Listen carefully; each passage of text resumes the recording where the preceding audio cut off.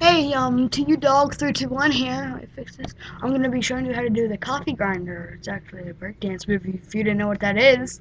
So here we go. Alright, you're gonna start out by practicing. Putting your feet like this, like a frog.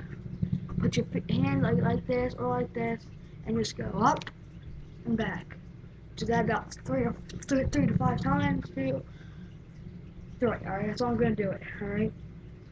And then here's what you're gonna do. Put whatever leg out that you right with. If you're right if you're right, put your right hand out.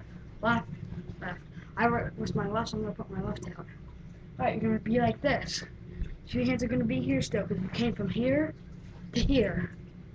And then you're gonna slide it in, up and over this one, up and over this one, and in.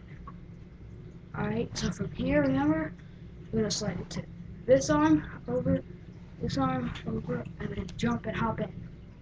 Alright? So, remember here, to here, to here, to hop in. So if you do it a little bit faster, it'll be like, in. In.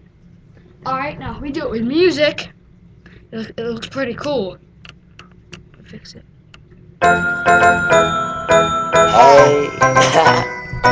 Yeah, what up?